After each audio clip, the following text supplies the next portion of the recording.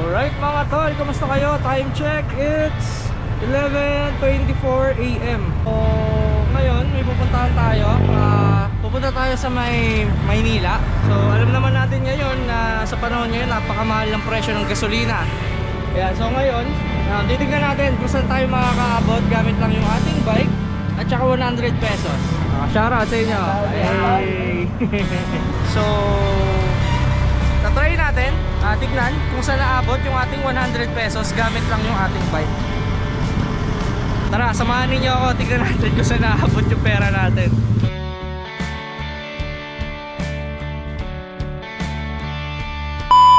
So ayun nga pala mga tol, bago tayo umalis ng bahay, syempre kumain muna tayo ng full meal, tanghalian.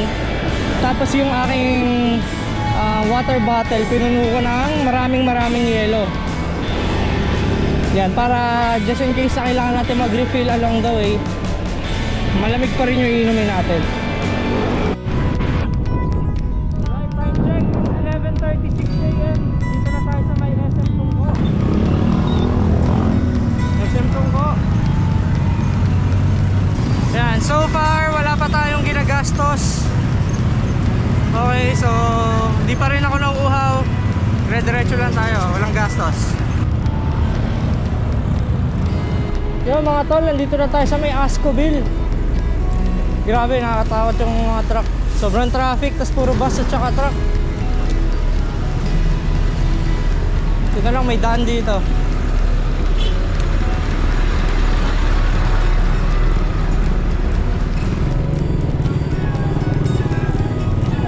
Ayan o.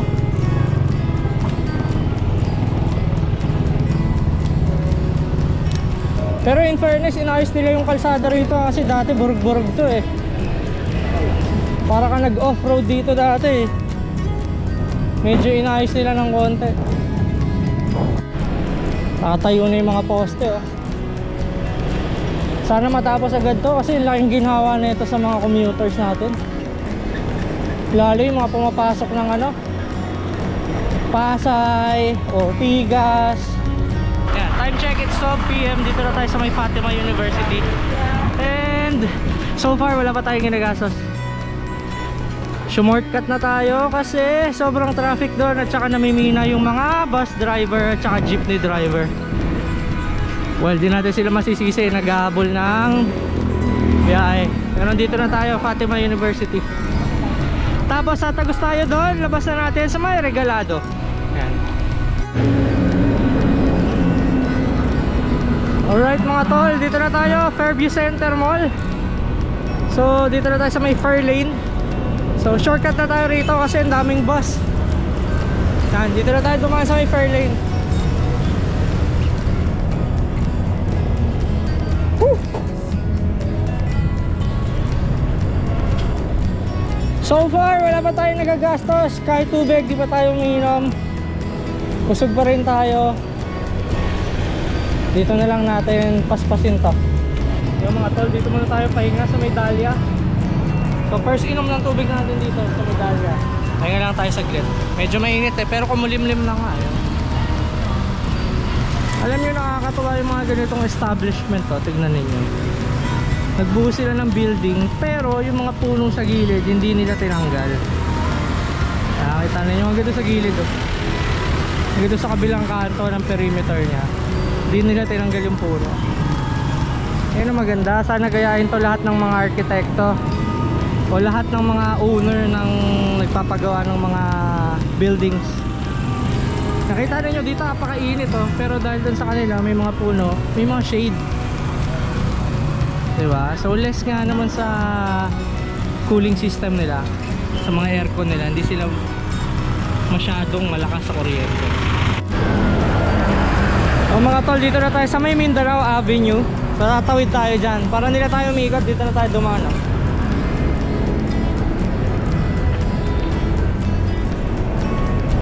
Dito rin ako nakatira dati eh. Diyan oh, sa may Joyville. Hindi pa ako nagbabike noon. Ngayon ko na-realize kung gaano kaganda itong idea na to na ginawa ng LGU para sa mga bikers. Ayan, tignan ninyo, diba?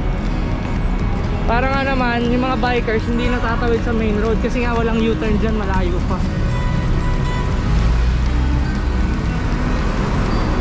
O, diba? Hey!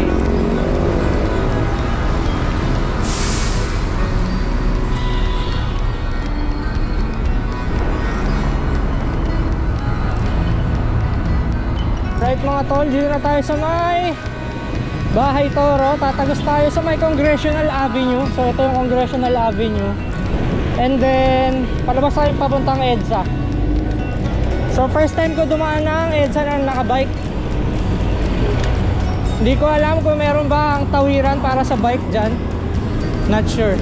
Pero ito na yung bike lane. So far so good. Wala namang nakaharang or what. So ayan mga tol, EDSA na tayo. Parang wala akong nakikitang rampa para sa bike. So I guess bit-bit tayo ng bike. Oh, meron ba rampa? Wala eh. Ito lang. Bit-bit bike nga to.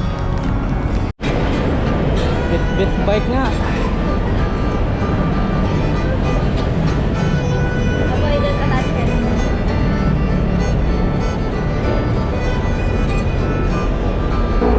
Ito pa EDSA Monumento to. Ito naman papuntang North Avenue sa may SM North EDSA.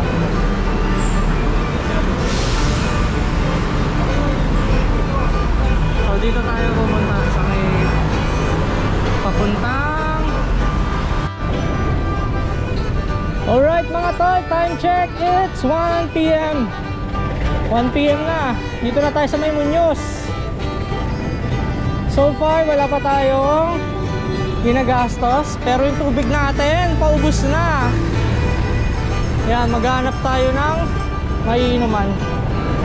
Bayan, mga bike lane dito, totoo nga sinasabi nila, lahat may harang.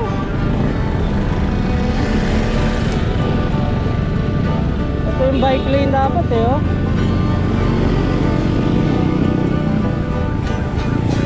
Ito, government vehicle, nasa bike lane.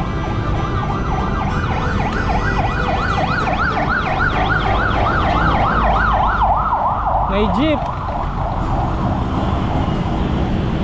Hindi naman sa pagreklamo, pero nakakalungkot lang kasi dapat walang obstruction dyan. Kasi tendency, yung mga bikes pwede lumabas dito, mahagip, diba? Well, that's life. Ano na tayo magagawa dyan? Sapa to. Obstruction 101. Ito mga tol small ano ko lang thoughts. Yung gobyerno ng Quezon City, pro bike lane naman sila. Kita ninyo ang lawak ng ginawang linya para sa bike lane, no? Okay, so yung government walang problem, supportive sila sa pagbabike ng mga tao. Ang problema mga tol, yung ating mga kababayan o yung ating mga sarili. Kita ninyo, bike lane, may mga obstruction, may mga nakapark.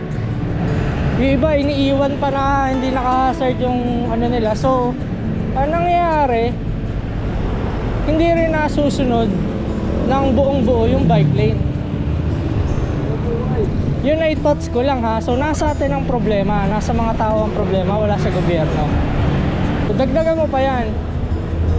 Dahil nga ganun yung nangyayari na hindi nasusunod yung batas o yung pribilehiyo na binigay ng gobyerno, paano natin mahihikayat yung mga kababayan natin na mag-bike to work o mag-bike or mag-bike commute, di ba? Kung ngayon, titignan na lang ninyo ito, example, di ba? Kasi mas nagiging dangerous dahil ganyan yung nangyayari. So yung iba tuloy, nadi-discourage na mag-bike. Kasi sinasabi nila, napakadelikado mag-bike sa EDSA, sa Quezon Ave, sa highways, even though na mayroong bike lane. Bakit nga ba siya nagiging delikado? Kasi yung mga kababayan natin hindi sumusunod. Di ba? Ayan na nga oh, nilagyan na nga eh. Ayan na, bike lane na, ayan na, nilagyan na para sa inyo. Di ba? Oh, mag-bike commute kayo, safe na kasi merong bike lane. Pero hindi na susunod kasi nga may nag-obstruction or merong hindi sumusunod. Speaking, di ba? Ayan. Nakamotor. Well, ako nagmamotor din ako. Hindi ko naman sinasabi na huwag silang dumaan dito. Kahit na sobrang traffic na, kung libre naman, sige dumaan kayo. Pero to the extent na maapektuhan yung siklista, then that's wrong. Small thoughts ko lang, share ko lang, SKL. Ayan, kita mo yan. Kami na, nag-adjust. Isa pa to.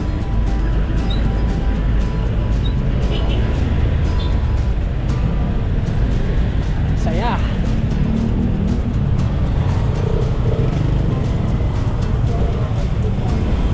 Ang saya-saya.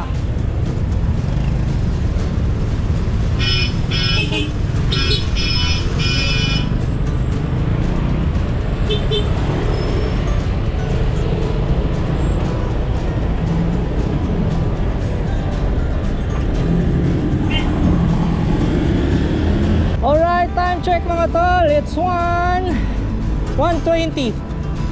Yan, so time check, it's 1:20 PM. Andito na tayo sa may Santo Domingo Church. Ayan, makikita ninyo Santo Domingo Church. Daanan na rin kaya natin. Pwede kaya pumasok dito. Silipin natin.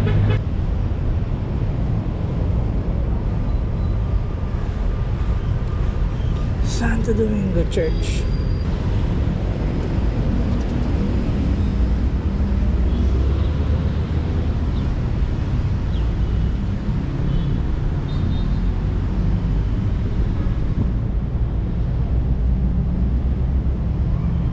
Right mga tol, nasa UST na tayo. Pwede kaya pumasok dito? Hindi student.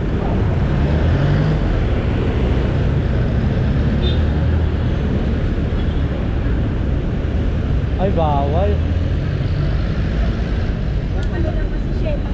Oh, entry policy. Tanong natin. Sir, good afternoon. Pwede magtanong? Sir, pag non-student, bawal pumasok dyan? Negative. Ah, negative. Thank you. Sayang, ganda oh. Ito yung ano nila eh, sikat na, ano ba tawag nila dito? Portal ba yan? Tawag nila yan? Alright. Tara, dire-diretso na. Let's go. Okay. EKS, yan yata yung electric kick scooter eh. Apo Church, dito na yung tabi-tabing bilihan ng mga motorcycle accessories eh. Kung ano-anong abubot. Yan, Quiapo Church.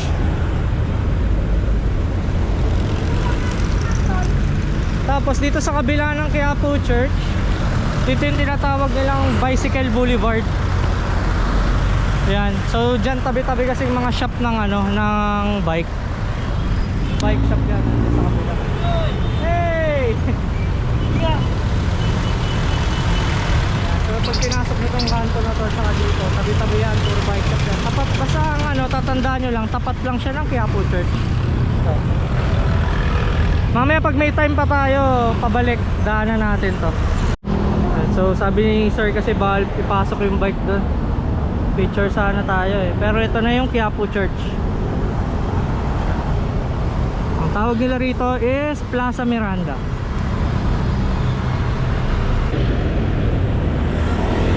Ayan. So time check, it's 2 PM. Alas 2 na. Alas 2 na ng hapon. Medyo mainit na ha.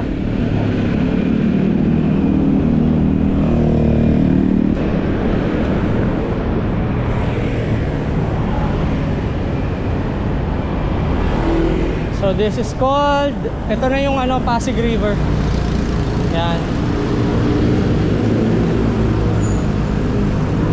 Dumi.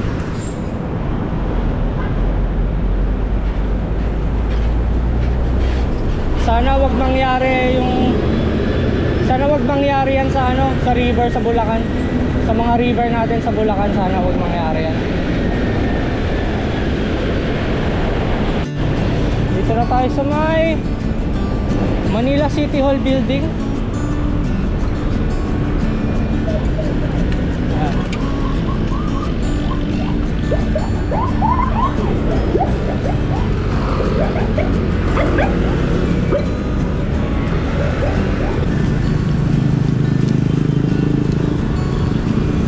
So yun mga tol, time check, it's 2:18 PM. So dito tayo sa may National Museum of Fine Arts. So far wala pa tayong ginagastos pero wala na tayong tubig. Ayan. Karama na tayo Rizal Park, baka doon merong tubig. Pero hindi pa ako sure kung saan banda yun dito. Kasi nakalimutan ko na, sobrang tagal na nung huli ako nakapunta sa Rizal Park. Pero yan, napakaganda ng struktura na ito. Shoutout sa ating magigiting na traffic enforcer. Hey! Yun, sarap na pumadyak dito, puro puno. Hindi naman talaga mainit eh, yung puno lang mainit. Cool boss.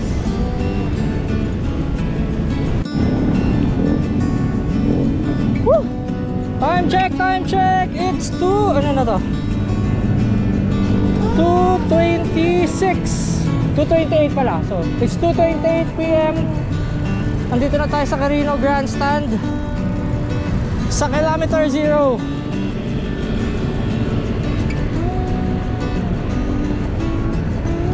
Yun. Parating din. Kilometer 0.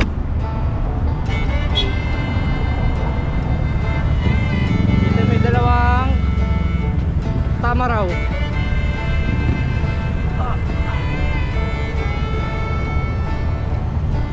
The memorial clock. Okay.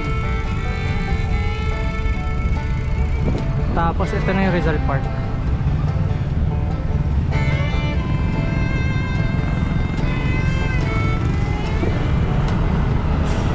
Saan pa po kayo galing? Malolos pa. Sa? Malolos. Malolos. Taga San Jose lang. San Jose, Bulacan. Ganda oh. Ito na tayo sa may Luneta Park.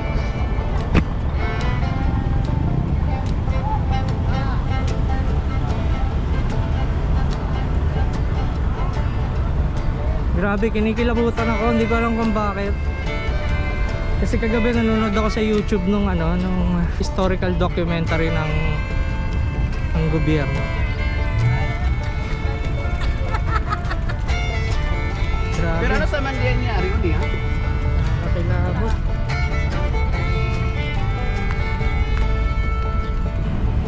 Grabe si Kuya. Grabe yung nationalism ni Kuya.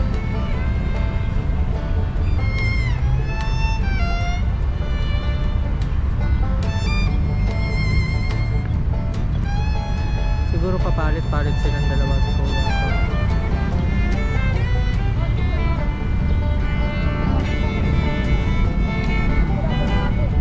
Time check, it's 2:40 PM. Dito tayo sa Rizal Park. Ito yung Bagong Bayan kung tawagin ng araw.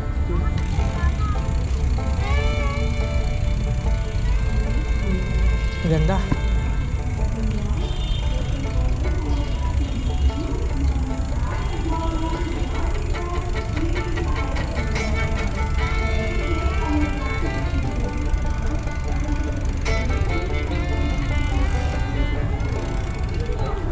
Okay. Pakasarap mag-bike dito.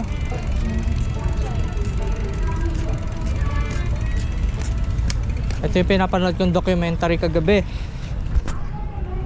Yung binitay si Padre Burgos, si Padre Gomez, tsaka si Padre Zamora. Ayan. Dito daw sila eksakto itong spot na to, Binitay. So ibig sabihin itong mga puno na to, nasaksihan pa ng mga puno na to yung pagbitay sa kanila. Siguro nandito yung mga tao nakaharap. Dito sila. Ayan, hilamos muna tayo. Sobrang init.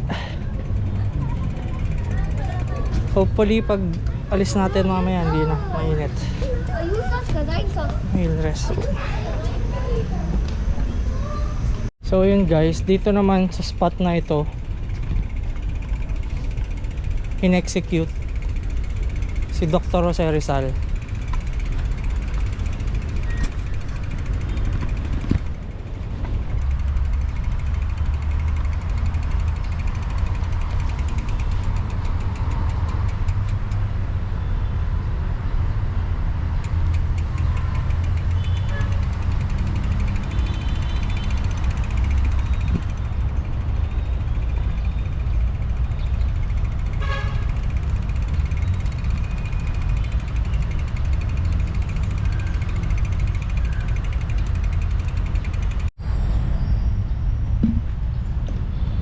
Ayun guys, so far wala pa rin tayong gastos pero wala na akong tubig. Mamaya maghahanap tayo doon kasi may nakita ko ditong coffee shop kaso mahal, tsaka kape yun, baka mag-palpitate tayo. So tubig talaga hanap natin or any refreshments. So baka sa labas mas mura sa kabilang side. Ayan, pahinga muna tayo rito sa lilim na itong mga puno.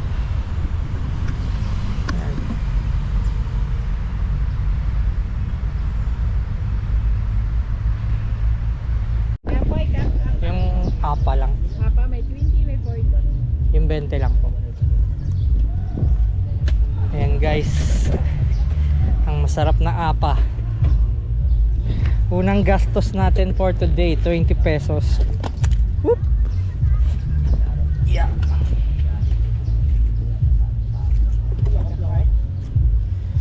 Yes. Cheese, vanilla, and mango. Cheese, vanilla, and mango. You know. 20 pesos. Tayo dito. Palamig muna tayo.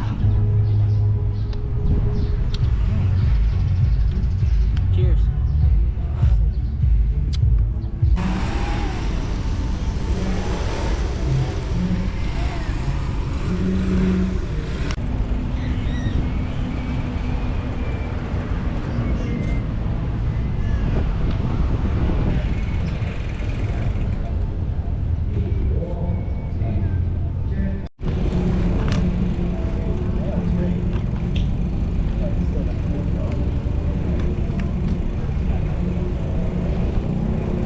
Gutom na ako guys. Alam ko doon sa may Dolomite Beach may mga ano dun, pagkain. Pero ito nakita ko yung street food. Tingnan na. Tanong natin kung magkano. Baka maya mas mahal dito eh kasi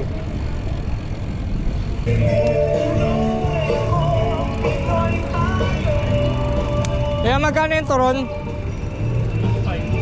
25? Isa nga. Banana Q? 30. Sige, okay na yan. Sa hirap ng buhay, pero masaya pa rin ang kulay. Pag kumain, nagkakamay yung kanin. Hello po. Doon po yung Dolomite, di ba? Opo. Diretso lang. Kaliwa. Thank you. Alright mga tol, time check. It's 3:21 PM. Tapos na tayo maglibot-libot dito. Ayan, so far 45 pesos pa lang ang ating nagagastos. So nakakain na tayo ng saging at saka ice cream. So mamaya tignan natin. Medyo busog na ako eh. Ang laki nung turon, 25 pesos. Bigat din sa tiyan. Tsaka kailangan natin yon saging para hindi tayo hulikatin. Tawid muna tayo ulit dito kasi yung Dolomite Beach andun sa side na yun eh. Tawid tayo.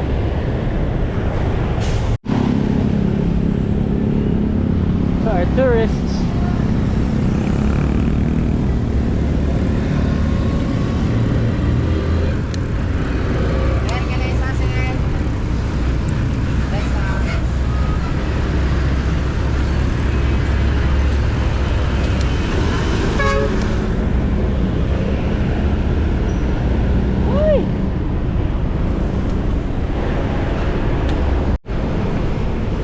So, I think ito na yun.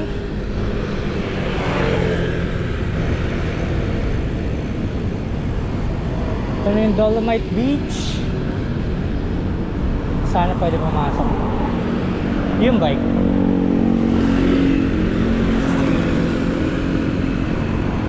Exit only.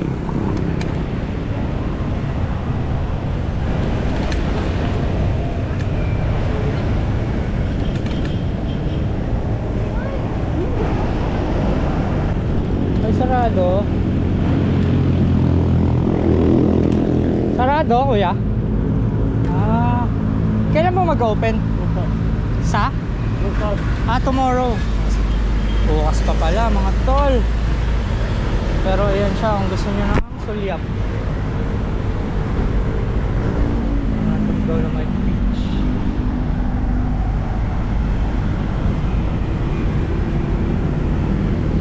Alright.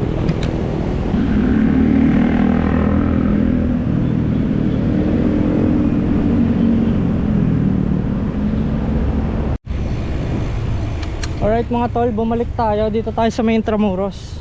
Papunta naman. Mali na pala tong binabike ko. Meron palang bike lane dito.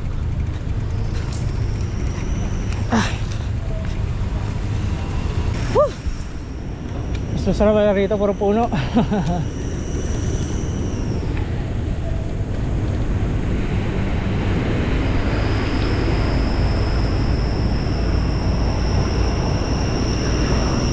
So yun mga tol, unfortunately sarado yung Dolomite Beach. Kaya dito na lang tayo sa Intramuros. Ito na, Intramuros.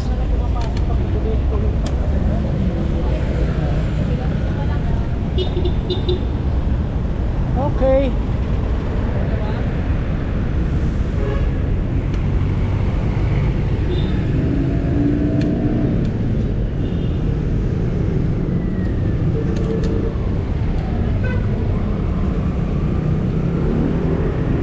Museo de Intramuros.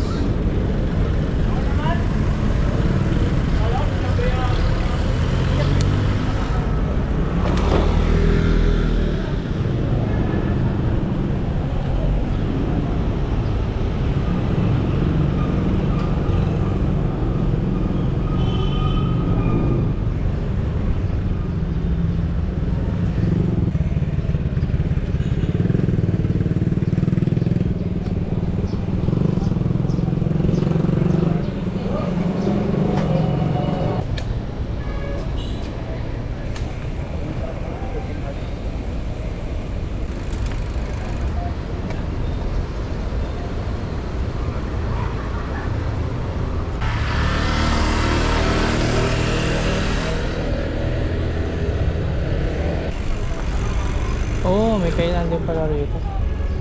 Hindi kayo makit dito.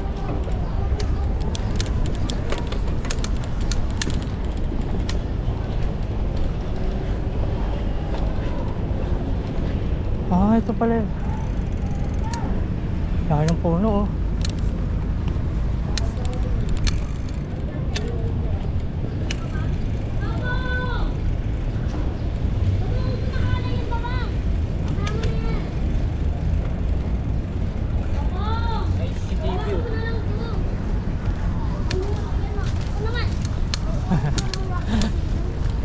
Mahirap lang magbike dito.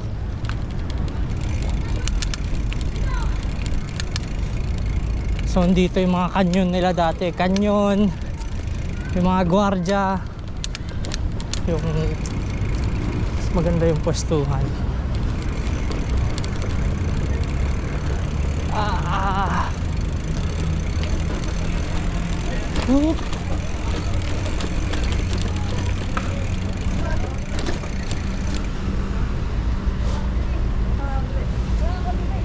Nakakaramdam na ako ng pagod.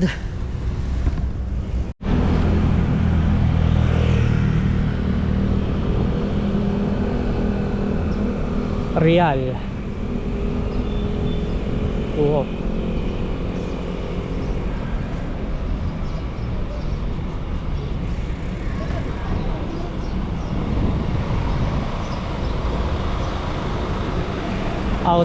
Outer layer pa lang pala yun.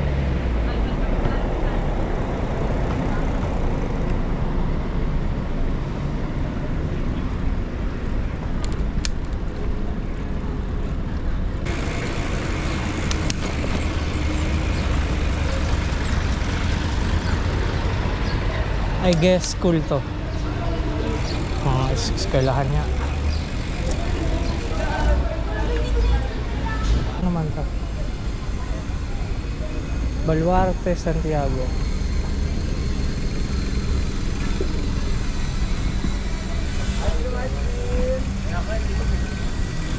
Malamig yan.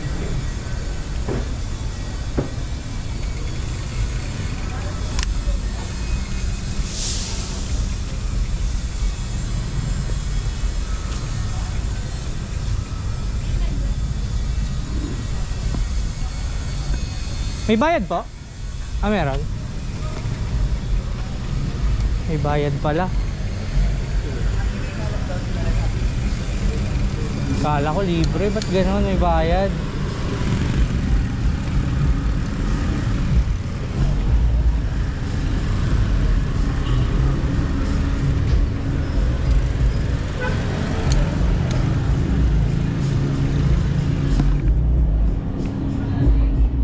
Canyon.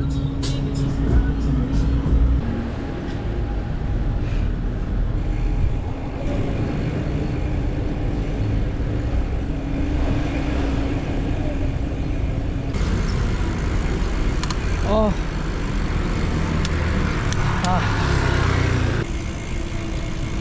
May bike lane pala. Sorry, hindi ko alam. Ito nakita.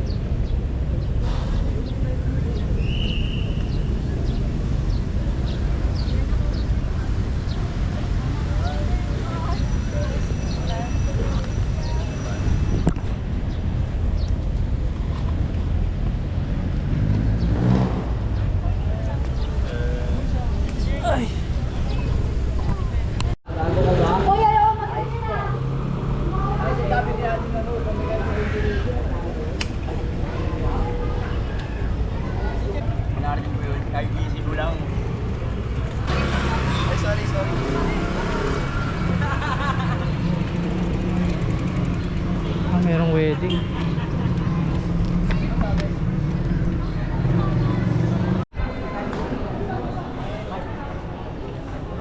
Dito tayo sa San Agustin Church.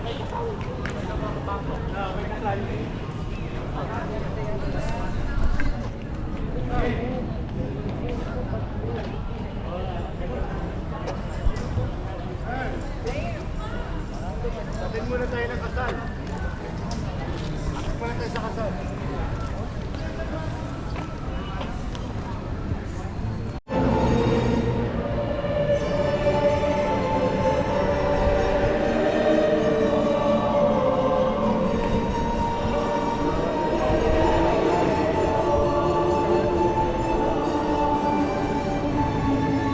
Nakakilabot.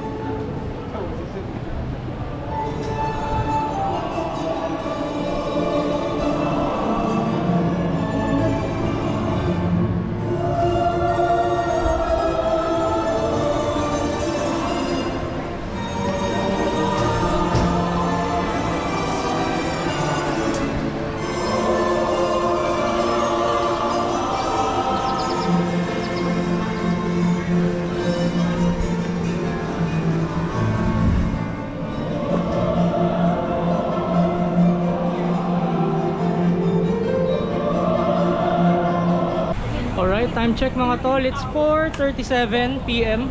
So, labas na tayo ng Intramuros. Masyado tayo na wheelie. And, uwi na tayo ang Bulacan. Let's go!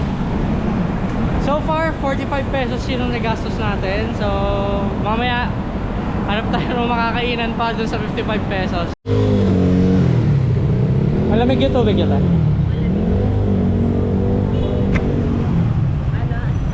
Apa kahit po? Ayan, dito tayo ngayon sa may Fisher Mall na.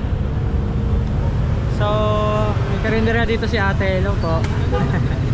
So, dito kay ate 60 lang ulam na kanin. So, kasya yung ating baon. Isang ulam. Tapos, dire-diretso na tayo ng Bulacan. Tapos ito, lobat na ako guys. So, yun, umabot yung baon natin.